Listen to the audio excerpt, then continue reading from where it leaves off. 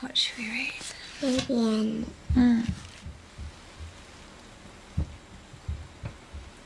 Wow. That sound really carries.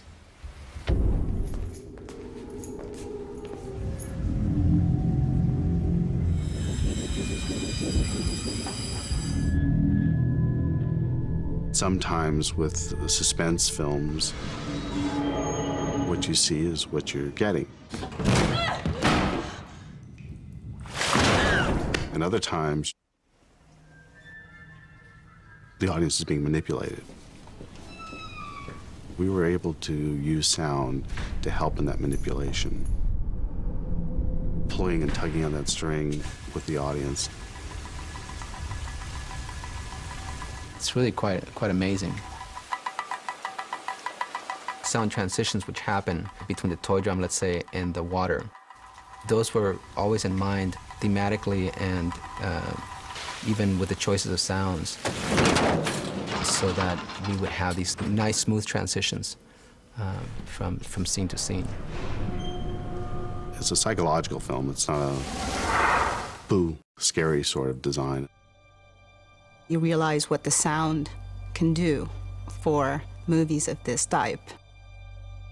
My first conversations with Walter in regards to the sound and the direction, I think, came very early. Once I read the script, then it sort of puts me into a path, and discussions came from that. Walter's was more of an intellectual approach. What was actually very interesting in the screenplay is that up to a certain point, you didn't know whether the demons were internal demons.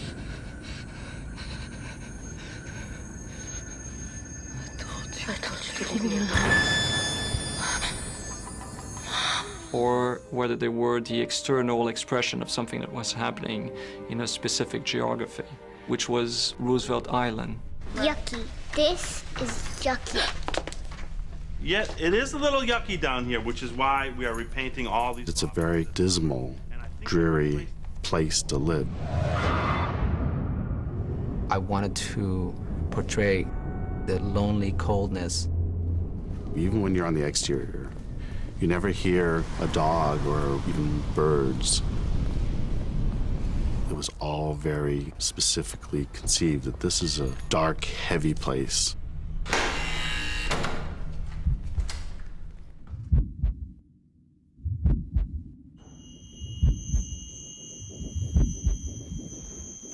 There are a lot of scenes, like the migraine scenes, where you're in her head and you're experiencing what she's experiencing, and I think that those are very effective and also isolating scenes where you just really know this woman is in another world.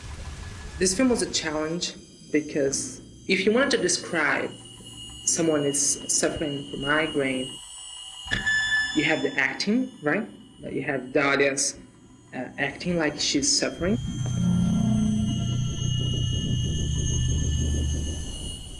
You have her dreams or her hallucination.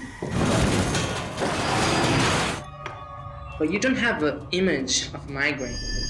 How dare you talk to me? And we said, let's try to create a sound that's there bothering you because it's bothering her. My wife and I, she got pregnant at the beginning of the shooting. I used the sound of the heartbeat and the first ultrasound as well as migraine. On the mix stage, I will be there saying, can you raise this heartbeat a little bit? We used this heartbeat with a high-pitched sound when she was having a migraine. These kind of things grabs you unconsciously. Don't break your bed. Okay. Look, Mommy, I'm gonna reach the ceiling.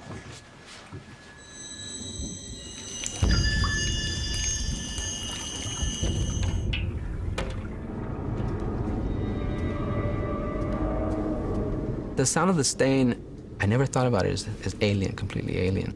She left you behind. I always thought about it as being organic, and I didn't want it to sound electronic. I thought that wouldn't really fit the character of the movie. What is that? Looks like a leak. When we saw the stain evolving, there was always something associated with it. In the beginning, very subtle, that just told the audience, you know, when we first saw the first strips, this is not right. Something's not right. This is something else going on supernaturally.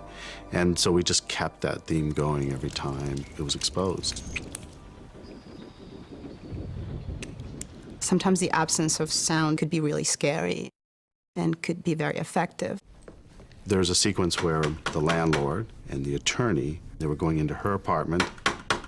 The decision was to go to a black frame, cut to the interior, looking at the door, and the door would open. And we used dead silence. It's almost like something broke down. And as an audience, you become uncomfortable for just a moment. Nowhere else in the film is there dead silence but that.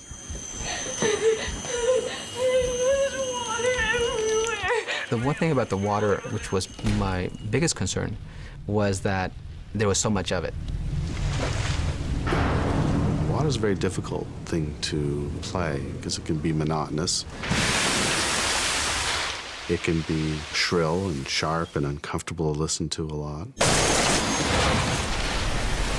I wanted to make sure that it had a wide palette of sounds. It was all about textures to me and what dynamically sort of worked.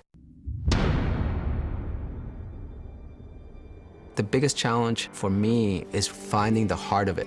I don't want the audience to be aware of the craft. I want it to be a good magic trick or, you know, a really good lie. I would hope they'd say that it didn't draw attention to itself, that the sound was believable. I want to have a life of its own. If the audience, they don't really know where the emotions came from, to me, that's really rewarding.